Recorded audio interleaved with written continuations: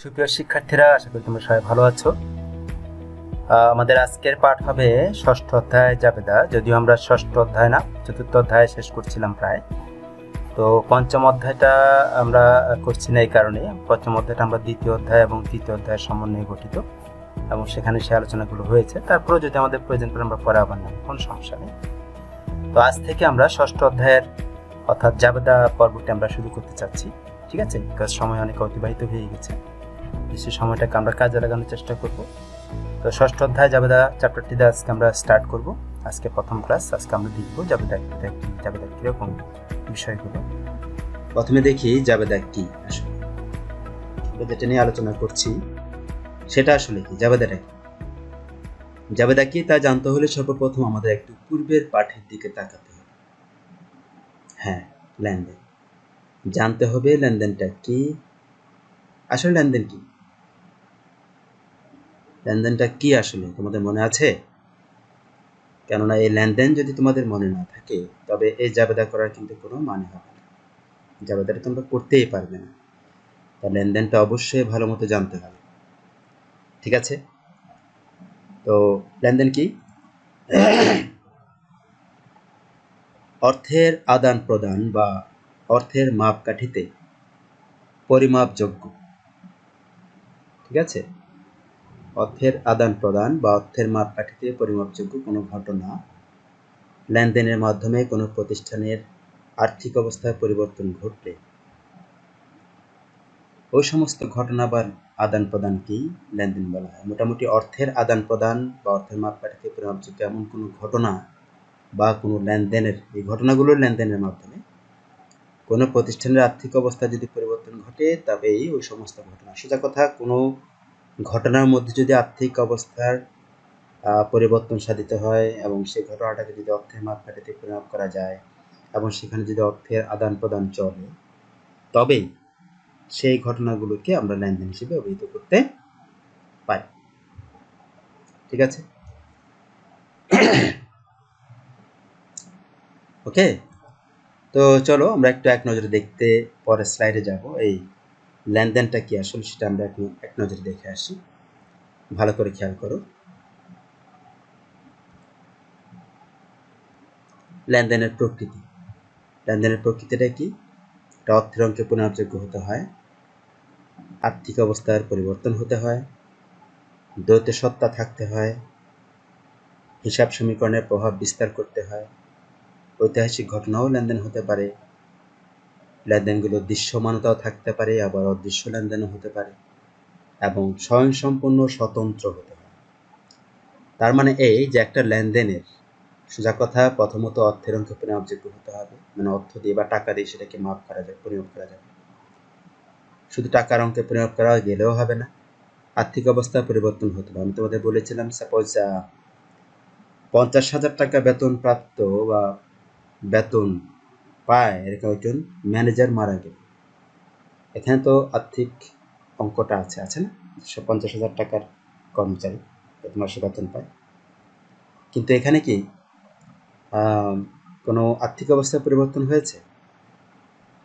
সে যে মারা গেল তার পরিবর্তে 50,000 টাকার পরিবর্তে কি আমাদের কাছে কিছু আসছে? আসে। বা এখানে কোনো কি লেনদেন হয়েছে, অর্থাৎ কেউ নিয়েছে কেউ দিয়েছে, এরকম কি আছে না? তাহলে ওটা একটা লেনদেন হবে না। সেজন্য অর্থনৈতিক পরিমাপযোগ্য হতে হবে, আর্থিক অবস্থার পরিবর্তন হতে হবে, দ্বৈত সত্তা থাকতে হবে। এখানে একজন দিচ্ছে আরেকজন নিচ্ছে, লেনদেন এই কথাটা এই জন্য আসছে, নিচ্ছে এবং দিচ্ছে। স্বয়ংসম্পূর্ণ স্বতন্ত্র হতে হবে প্রতিটা লেনদেন। এখানে যদি একটি লেনদেনের সাথে যদি আরেকটি, অর্থাৎ একটি ঘটনার সাথে যদি আরেকটি ঘটনা যদি তোমার জড়িত থাকেও বা, হ্যাঁ, এই প্রতিটা ঘটনাই কিন্তু আলাদা আলাদা একটি লেনদেন, ঠিক আছে? দৃশ্যমানতা, লেনদেনের দৃশ্যমানতা রয়েছে, দেখতেও পারো আবার নাও দেখতে পারো। অর্থাৎ এই যে মনে করো আমি যে অবচয়ের কথাটা বলেছি, সাপোজ আসবাবপত্রের অবচয়, যন্ত্রপাতির অবচয়, অবচয় তো দেখা যায় না, তাই না? একটা তোমার পণ্য বা একটা কি বলে, একটা সম্পদ, এটা কতটুকু ক্ষতিগ্রস্ত হয়েছে, যেমন একটা তুমি যদি টেবিল কিনে 5,000 টাকা দিয়ে, 1 মাস পরে ওই টেবিলটা ঠিক দেখতে একই রকম, কোনো চেঞ্জ হয়নি, তো তুমি কি 1 মাস আগে যে দাম দিয়ে কিনেছিলে 1 মাস পরে কি সে দাম দিয়ে সেটা বিক্রি করতে পারবে? না, পারবে না। কেননা ধরে নেওয়া হয় যে এই 1 মাসের এটা আয়ু কমে গেছে। ওই যে আয়ু কমে গেছে সেটা একটা লেনদেনের পর্যায়ে পড়বে। তো এটা তো দেখা যাচ্ছে না, কিন্তু এটা লেনদেন, দৃশ্যমান না থাকলেও লেনদেন। ঐতিহাসিক ঘটনা হতে পারে। ঐতিহাসিক ঘটনা বলতে পূর্বে ঘটে গেছে এমন, অর্থাৎ আমি 10,000 টাকায় পণ্য বিক্রয় করেছি একজনকে, সে 5,000 টাকা দিয়েছে, আর 5,000 টাকা আমি এখন পাচ্ছি, তাই না? তাহলে সেক্ষেত্রে পূর্বে যে ঘটনা, হ্যাঁ, এবং এখন যে ঘটনা, দুটোই কিন্তু আলাদা, স্বয়ংসম্পূর্ণ এবং স্বতন্ত্র, এবং দুটোই কিন্তু লেনদেন। হিসাব সমীকরণের প্রভাব বিস্তার করতে হিসাব সমীকরণ বলতে আমরা বুঝি a plus a equal to L plus E, অর্থাৎ assets equal to liabilities plus equities, right? হ্যাঁ, সম্পদ সমান দায় প্লাস মালিকানা। তো এখানে তোমার লেনদেনে যদি প্রকৃতিটা আমরা না চিনি বা একটা ঘটনা যদি বুঝি না যে এটা লেনদেন কি লেনদেন না, তাহলে জাবেদা করা কিন্তু কখনোই সম্ভব না। সেই জন্য তোমাদেরকে আমি লেনদেন সম্পর্কে আইডিয়াটা দিলাম। এটা আবার ভালো করে মনে রাখতে হবে যে লেনদেন না বুঝলে আমরা জাবেদা বুঝবো না, ঠিক আছে? তাই লেনদেনটা আমাদের জানতে হবে। এবার আসো মূল প্রশ্নে, জাবেদা কি? আর্থিক ও অনার্থিক ঘটনা চিহ্নিতকরণের পর, ওই যে আর্থিক অনার্থিক ঘটনা চিহ্নিতকরণের পর বলতে যেগুলো লেনদেন সেগুলোকে নেওয়ার পরে সে আর্থিক লেনদেনগুলো হিসাবের বইতে ডেবিট ও ক্রেডিট পক্ষ চিহ্নিতপূর্বক তারিখের ক্রম অনুসারে সংক্ষিপ্ত ব্যাখ্যা সহ যে বহিতে লিপিবদ্ধ করা হয় তাকে জাবেদা বই বলে। আর জাবেদার ইংরেজি শব্দটা আমরা জানি, সেটা হচ্ছে জার্নাল। ওকে, তার মানে আর্থিক অনার্থিক ঘটনাগুলোকে চিহ্নিতকরণ করতে হবে, সেখান থেকে আর্থিক লেনদেনগুলো যেগুলো হিসাবে বইতে নিতে হবে সেই হিসাবের বইতে ডেবিট ও ক্রেডিট পক্ষ চিহ্নিত করে আলাদা করে আমরা তারিখের ক্রম অনুসারে সংক্ষিপ্ত ব্যাখ্যা সহ লিখব, হ্যাঁ, যে বইতে, সেটাই হচ্ছে জাবেদা বই। আর জাবেদার ইংরেজি শব্দ কি? জার্নাল। আমি বলেছি প্রতিটা ইংরেজি, অর্থাৎ প্রতিটা শব্দের, অ্যাকাউন্টিংয়ের প্রতিটা শব্দের কিন্তু ইংরেজিগুলো জানা খুবই দরকার, কেননা ইন ফিউচার তোমরা হয়তো ইংরেজিতেই এই অ্যাকাউন্টিংটা করবে। সেজন্য এখন থেকে ইংরেজিগুলো জেনে রাখা ভালো, বা জেনে রাখলে তোমাদের সুবিধা হবে, ঠিক আছে? আচ্ছা, তাহলে আমরা জাবেদা বইয়ের কিছু বৈশিষ্ট্য পাচ্ছি, তাই না? এখানে অনেক কিছু কথা বললাম, আর্থিক অনার্থিক ঘটনা চিহ্নিতকরণের কথা বললাম, হিসাবের বইতে ডেবিট ক্রেডিট পক্ষ চিহ্নিতকরণের কথা বললাম, তারিখের ক্রম অনুসারে বললাম, সংক্ষিপ্ত ব্যাখ্যা বললাম।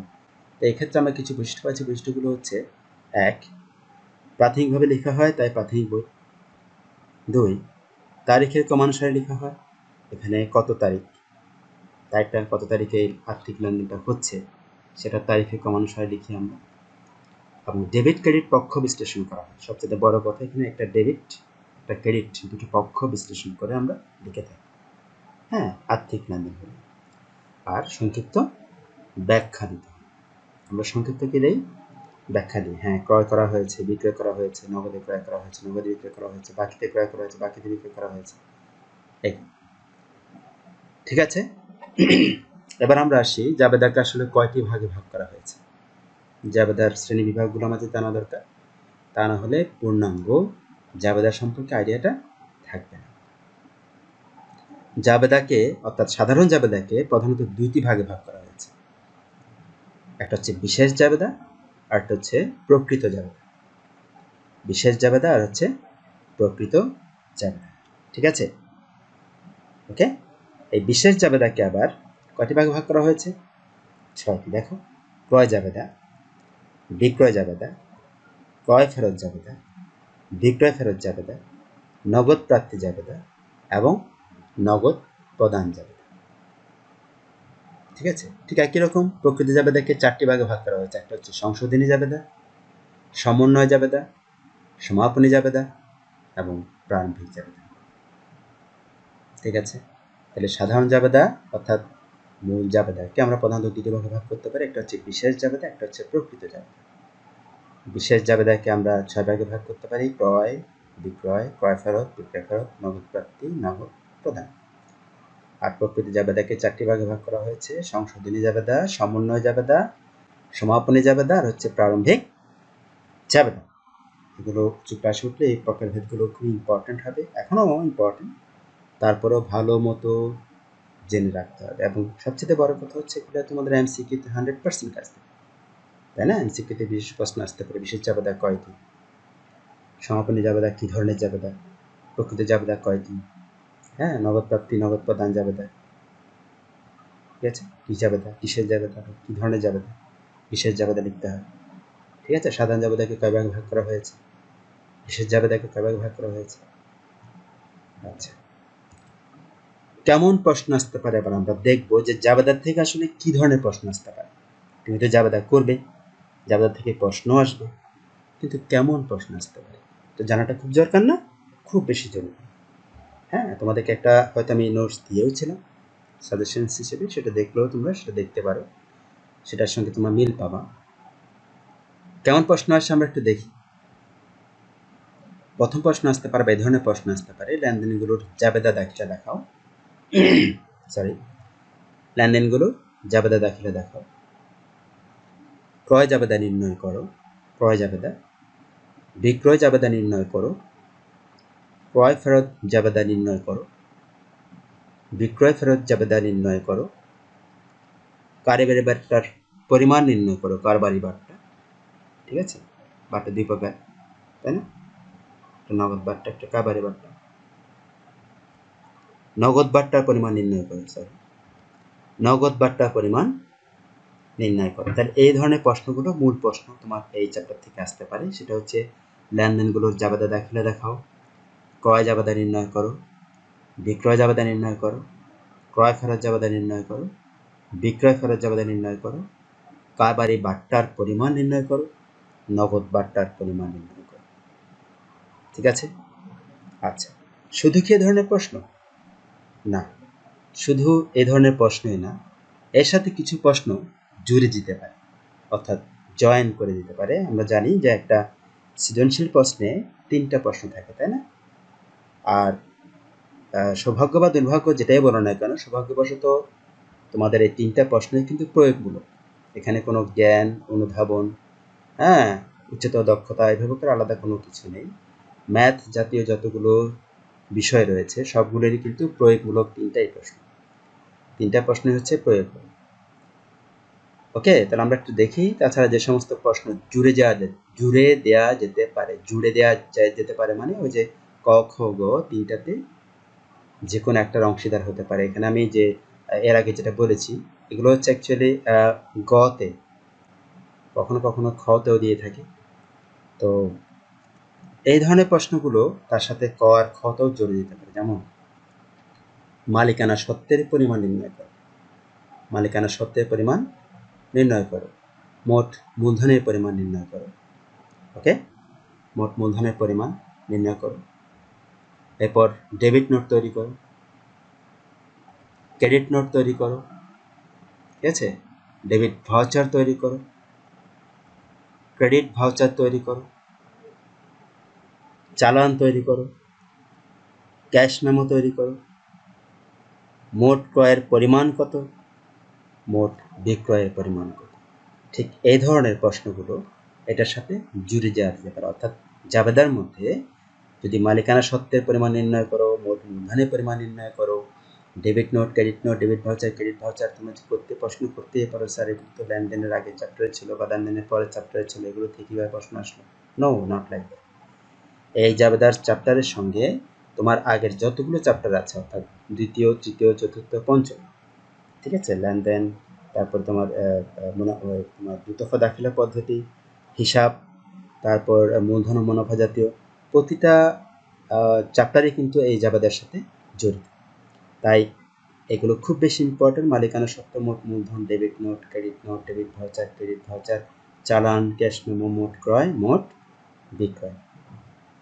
ঠিক আছে, তাহলে আমরা জেনে গেলাম যে কি কি ধরনের প্রশ্ন আসতে পারে এবং তার সাথে আরো কি কি প্রশ্ন জুড়ে দেওয়া যেতে পারে। ঠিক আছে, তাহলে এই যে তোমার জুড়ে দেওয়া যে প্রশ্নগুলো, এই জুড়ে দেওয়া প্রশ্নগুলো একটা বড় সুবিধা হয়েছে, অধ্যায় 2 এবং অধ্যায় 5-এ কিন্তু এই প্রশ্নগুলো সব আছে।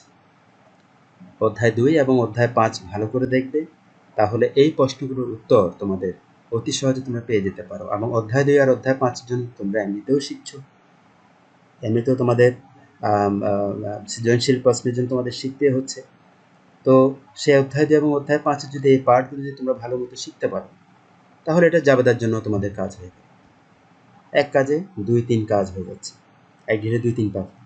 আমরা এক ঢিলে 2 পাখি মারার কথা শুনেছি। এখানে এক ঢিলে 2 পাখি না, এক ঢিলে অনেক পাখিও মারা যায়। কেননা এই যে বিষয়গুলো, এগুলো তোমরা ভবিষ্যতে রাওমিলা পাবা, তারপরে তোমার আর্থিক বিবরণীতেও পাবা। ঠিক আছে? বিভিন্ন জায়গায় সেগুলো আসে, ল্যাজ হিসেবে দিয়ে দেয়। হ্যাঁ, ল্যাজ হিসেবে চালান তৈরি করে, ক্যাশ মেমো তৈরি করে, মোট ক্রয় পণ্য, যে খতিয়ানও আসবে আসতে বলা যায়। সেজন্য অবশ্যই ভালো মতো এগুলো অধ্যয়ন করতে হবে। ঠিক আছে? এবং সেগুলো অধ্যায় 2 এবং অধ্যায় 5-এ ভালো মতো দেখতে পারো। ওকে, এবার আসো ডেবিট ও ক্রেডিট নির্ণয় করার সময় যা তোমাদের অবশ্যই মনে রাখতে হবে। ডেবিট ও ক্রেডিট নির্ণয় করবো তো অবশ্যই, কিন্তু এগুলো নির্ণয় করার সময় তোমাদের অবশ্যই যা মনে রাখতে হবে তা হলো নগদ আসলে বা বৃদ্ধি পেলে হচ্ছে ডেবিট, নগদ আসলে বা বৃদ্ধি পেলে হচ্ছে ডেবিট। ঠিক একই রকম নগদ চলে গেলে বা হ্রাস পেলে হয় ক্রেডিট। সকল সম্পত্তি বৃদ্ধি পেলে হয় ডেবিট, সকল সম্পত্তি হ্রাস পেলে বা কমে গেলে হয় ক্রেডিট। দেনাদার সৃষ্টি হলে বা বৃদ্ধি পেলে হয় ডেবিট, দেনাদার পরিশোধ হলে বা হ্রাস পেলে বা কমে গেলে হয় ক্রেডিট।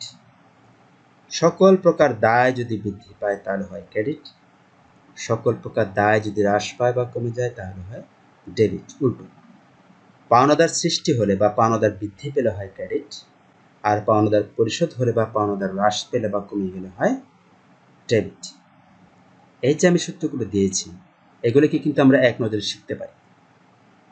এক কথা মনে রাখার কিন্তু একটা কৌশল রয়েছে। পরে সূত্রগুলো এক কথা মনে রাখার কৌশল হচ্ছে এটা, যে সম্পদ, খরচ, ক্ষতি এগুলো যদি বৃদ্ধি পায় তাহলে কি ডেবিট, সম্পদ, খরচ, ক্ষতি এগুলো যদি হ্রাস পায় তাহলে হয় ক্রেডিট। আয়, দায়, লাভ এগুলোর যদি হ্রাস পায় তাহলে হয় ডেবিট, আর আয়, দায়, লাভ এগুলো বৃদ্ধি পেলে হয় ক্রেডিট। এবার তোমরা একটু কোনাকুনি চিন্তা করো, তাহলে আনসারটা পেয়ে যাবে। সম্পদ, খরচ, ক্ষতি এগুলো বৃদ্ধি পেলে ডেবিট, হ্রাস পেলে ক্রেডিট। আয়, দায়, লাভ বৃদ্ধি পেলে ক্রেডিট, কিন্তু হ্রাস পেলে ডেবিট। তার মানে কি, শুধু একটা সূত্র মনে রাখলে তোমার হয়ে যাচ্ছে, সম্পদ, খরচ, ক্ষতি বৃদ্ধি পেলে ডেবিট। তাহলে সম্পদ, খরচ, ক্ষতি বৃদ্ধি পেলে যদি ডেবিট হয়, হ্রাস পেলে কি হয়? ক্রেডিট হয়। সম্পদ, খরচ, ক্ষতির উল্টোটা হচ্ছে আয়, দায়, লাভ। সম্পদ, খরচ, ক্ষতি যদি বৃদ্ধি পেলে ডেবিট হয়, তাহলে আয়, দায়, লাভ হ্রাস পেলে ডেবিট। বুঝাতে পেরেছি? অর্থাৎ সম্পদ, খরচ, ক্ষতি যদি বৃদ্ধি পেলে ডেবিট হয়, তাহলে আয়, দায়, লাভ বৃদ্ধি পেলেও ক্রেডিট। সম্পদ, খরচ, ক্ষতি হ্রাস পেলে যদি ক্রেডিট হয়, তাহলে আয়, দায়, লাভ হ্রাস পেলে ডেবিট। উল্টোটা। তার মানে একটা সূত্র যদি এখানে মনে রাখো যে সম্পদ, খরচ, ক্ষতি এগুলো বৃদ্ধি পেলে ডেবিট, আর সবগুলো সূত্রই তোমাদের মনে থাকবে। ঠিক আছে? বিশ্বাস হয় না? লিখে দেখো এবং সেটাই প্রমাণ পাবো। ঠিক আছে? এবং এটা যদি সম্পদ, খরচ, ক্ষতি একদিকে চিন্তা করবা, আয়, দায়, লাভ একটা ঘর চিন্তা করবা। সম্পদ, খরচ, ক্ষতি চিন্তা করবা একটা বিষয়, আয়, দায়, লাভ চিন্তা করবা আরেকটা বিষয়। ঠিক আছে? ওকে, এবার আসো জাবেদা দাখিলায় আমাদের কি কি বিষয়, বিবেচ্য বিষয় আছে যেগুলো মনে রাখতে হবে। জাবেদা দাখিলায় কিন্তু কোনো হিসাবে নামে কিন্তু হিসাব হবে না। ঠিক আছে? শেষ হবে আমি যখন প্রমাণ দেখাবো। এখন কিছু কিছু হিসাবে কিন্তু নামে হিসাবের নাম হবে না। যেমন পণ্যের নামে, আমি যে কোনো পণ্যের নাম দিয়ে, অর্থাৎ পণ্য হিসাব নামে কোনো হিসাব হবে না। ঠিক আছে? সেটা পরিবর্তে যেটা হবে সেটা হচ্ছে ক্রয় বা বিক্রয় হিসাব। আমি পণ্য ক্রয় করলাম বা পণ্য বিক্রয় করলাম, এই জন্য পণ্যের নামে কোনো হিসাব হবে না, সেটা ক্রয় বা বিক্রয় হিসাব হবে। ঠিক আছে? চেকের নাম, অর্থাৎ চেক হিসাব নামে কোনো হিসাব হবে না। চেকের পরিবর্তে, এই চেকের পরিবর্তে আমাদের যে হিসাবের নাম হবে সেটা হচ্ছে ব্যাংক হিসাব। ঠিক আছে? পণ্যের নাম হিসাব না হয় কি হবে? ক্রয় বা বিক্রয় হিসাব। চেকের নামে কোনো হিসাব না হবে ব্যাংক হিসাব। আয় বা ব্যয়ের ক্ষেত্রে কোনো ব্যক্তি বা প্রতিষ্ঠানের নামে কিন্তু কোনো হিসাব হবে না আয় বা ব্যয়ের ক্ষেত্রে। ঠিক আছে? আয় বা ব্যয়ের ক্ষেত্রে কোনো ব্যক্তি বা প্রতিষ্ঠানের নামে আমরা কোনো হিসাব লিখতে পারবো না, বরং ওটার পরিবর্তে আমরা কি লিখবো? সেই সংশ্লিষ্ট আয় বা ব্যয় যেটা আমরা যে খাতে আয় করছি বা যে খাতে ব্যয় করছি সেই খাতটার নামটাই লিখতে হবে। সেটা যদি কমিশন হয় কমিশন, বেতন যদি হয় বেতন। আমি যদি রহিমকে বেতন দিই, এখানে কিন্তু রহিমের বেতন বলা যাবে না, বা রহিমের বেতন বললেও কিন্তু সেটা হিসাব হচ্ছে না, রহিমের নামও হবে না, শুধুমাত্র বলতে হবে বেতন হিসাব। যদি আয় করে থাকি যে খাত দিয়ে আমরা আয় করছি সে খাতটাই হবে। ঠিক আছে, ওকে। চুরি বা নষ্ট নাম, চুরি বা নষ্ট নামও কিন্তু কোনো হিসাব হবে না, ওটার পরিবর্তে হবে অনাকাঙ্ক্ষিত বা বিবিধ ক্ষতি হিসাব। আমরা অনাকাঙ্ক্ষিত শব্দটা লিখবো না, লিখলেও কোনো সমস্যা নেই, লিখবো আমরা বিবিধ ক্ষতি হিসাব। অর্থাৎ কোনো কিছু চুরি হয়ে গেলে বা কোনো কিছু নষ্ট হয়ে গেলে আমরা চুরি বা নষ্ট নামে কোনো হিসাব লিখবো না, লিখবো বিবিধ ক্ষতি হিসাব। কাগজ, কলম, পেন্সিল, স্কেল এগুলোর নামে কোনো হিসাব হবে না, কাগজ হিসাব, কলম হিসাব, পেন্সিল হিসাব, স্কেল হিসাব নাও। হ্যাঁ, এগুলোর পরিবর্তে আমরা লিখবো মণিহারি হিসাব। এগুলোর পরিবর্তে কি লিখবো? মণিহারি, স্টেশনারি যেটাকে ইংরেজিতে বলে সেই স্টেশনারি হিসাব বা মণিহারি হিসাব লিখবো। কম্পিউটার, এসি, ফটোকপি এগুলোর নামে বা ইত্যাদি নামে কোনো হিসাব নাম হবে না, শুধু কি হবে? সেগুলোর পরিবর্তে হবে অফিস সরঞ্জাম হিসাব। কি নাম হবে? অফিস সরঞ্জাম হিসাব হবে। ঠিক আছে, ঠিক একই রকম ঘড়ি, স্ট্যাপলার, ক্যালকুলেটর এগুলোর নামও কিন্তু কোনো হিসাব হবে না, ঘড়ি হিসাব, স্ট্যাপলার হিসাব, ক্যালকুলেটর হিসাব নো। এগুলো পরিবর্তে আমরা যেটা লিখবো সেটা হচ্ছে অফিস সাপ্লাইজ হিসাব, অফিস সাপ্লাইজ। ঘড়ি, স্ট্যাপলার, ক্যালকুলেটরের বদলে আমরা লিখবো অফিস সাপ্লাইজ হিসাব। ওকে, এই বিষয়গুলো একটু আবার আমি একসাথে দেখাচ্ছি, এই বিষয়গুলো একটু মনে রাখতে হবে। পণ্যের নামে না হয়ে ক্রয় বিক্রয় হবে, চেকের নামে না হয়ে ব্যাংক হিসাব হবে, আয় ব্যয়ের নামে না হয়ে সংশ্লিষ্ট আয় বা ব্যয়ের হিসাবে নাম হবে, চুরি বা নষ্ট নামে না হয়ে হবে বিবিধ ক্ষতি হিসাবে, কাগজ, কলম, পেন্সিল দিয়ে না হয়ে হবে মণিহারি হিসাবে, কম্পিউটার, এসি, ফটোকপি না হয়ে হবে অফিস সরঞ্জাম, এবং ঘড়ি, স্ট্যাপলার, ক্যালকুলেটর এগুলোর নামে না হয়ে হবে অফিস সাপ্লাইজ হিসাবে। ঠিক আছে, তো মোটামুটি জাবেদার এই বিষয়গুলো ছিল যেগুলো তোমাদের জানার বিষয় ছিল, এবং যে বিষয়গুলো আজকে আমরা আলোচনা করলাম তাতে করে আমরা জাবেদা কি, তারপর জাবেদা বুঝতে গিয়ে আমরা প্রথমেই বুঝলাম লেনদেনটা কি, এবং লেনদেন বোঝার পরে জাবেদাটা কি বোঝার পরে সেই জাবেদার শ্রেণীবিভাগ সম্বন্ধে আমরা জানলাম, তাই না? জাবেদার শ্রেণীবিভাগ জানার পরে কোন কোন হিসাবে জাবেদা হবে না, কিংবা জাবেদাগুলো কিভাবে করতে হবে সেই সেই সূত্রগুলো আমরা শিখলাম। ঠিক আছে, তো এক্ষেত্রে আজকে জাবেদার মোটামুটি একটু পর্যন্ত আমরা একটা ক্লাস করলাম। পরবর্তীতে আমরা জাবেদার আরও বিশদ আলোচনা নিয়ে আসবো, বিশদ আলোচনা শিখবো সামনে। তো আজকে এই পর্যায়ে তোমাদের একটা বাড়ি কাজ আমি দিচ্ছি, যে কাজগুলো তোমরা যদি খাতায় লিখে ছবি তুলে যদি আমাকে তোমরা ছবি হিসেবে অ্যাসাইনমেন্ট হিসেবে যদি তোমরা সেখানে জমা দিতে পারো আমি বেশি খুশি হব। আর সবচেয়ে বেশি খুশি হবেন আমাদের প্রিন্সিপাল স্যার, কেননা উনি যে তোমাদের এই কাজগুলো দেখেন যে তোমরা সাড়া দিয়েছো বা তোমরা অ্যাসাইনমেন্ট হিসেবে জমা দিয়েছো, এগুলো দেখে স্যার নিজেও খুশি হবেন যে আমাদের ছাত্ররা পড়ছেন, আমাদের ছাত্ররা বাসায় লেখাপড়া করছে, এবং তারা অবশ্যই টিচাররা এত কষ্ট করে যে পড়ালেখাগুলো তোমাদের জন্য তৈরি করছে, ভিডিওগুলো তৈরি করছে, এগুলো একটা সার্থকতা তখনই দেখা যাবে যখন তোমরা এগুলোর একটা কি ফিডব্যাক আমাদেরকে দিবা। হ্যাঁ, আর ফিডব্যাকটা হচ্ছে তোমাদের এই কাজের মাধ্যমে। আমি বাড়ির কাজটা দিচ্ছি, এই বাড়ির কাজটা তোমরা যদি করে আমাকে অ্যাসাইনমেন্ট জমা দাও ছবি তুলে, অনেক ভালো হয়। বাড়ির কাজটা হচ্ছে চালান, cash memo, debit note, credit note, debit voucher, credit ভাউচারের ছকগুলো। অত্যন্ত সহজ না? শুধু ছকগুলো না, ভিতরে একটা আনুমানিক কোনো কথাগুলো লিখে দিবে। ঠিক আছে, ছকগুলোর নামকরণ করবে এবং ভিতরের নামগুলো লিখে দেবে। আর আজকে আমি যে সূত্রগুলো দিয়েছি স্পাটা জাবেদা সম্পর্কিত সকল তথ্যগুলো আবারও চর্চা করবে। এগুলো বাড়ির কাজ থাকবে না, তবে তোমরা যদি লিখো এগুলো তাহলে তোমাদের সারা জীবন মনে থাকবে, কারণ একবার লেখা 10 বার পড়াশোনা। তাই বেশি বেশি করে লিখবে, বেশি বেশি করে শেখাও হবে। ঠিক আছে, তো আজ এই পর্যন্তই। তোমাদের জাবেদাটা মোটামুটি শুরুটা আমি করলাম, জাবেদা কি জানালাম, এবং জাবেদার বিষয় কি বলে শ্রেণীবিভাগ সম্বন্ধে আমরা জানলাম, এবং জাবেদার সূত্রগুলো সম্বন্ধে আমরা জানলাম। নেক্সট ক্লাসে আমরা জাবেদার বিস্তারিত নিয়ে আলোচনা করব। সে পর্যন্ত সকলে ভালো থাকো, সুস্থ থাকো, নিরাপদ থাকো, এবং অবশ্যই stay home, stay safe, don't go anywhere. Okay, ভালো থাকো এবং ভালোভাবে লেখাপড়া করে বসো। Thank you very much.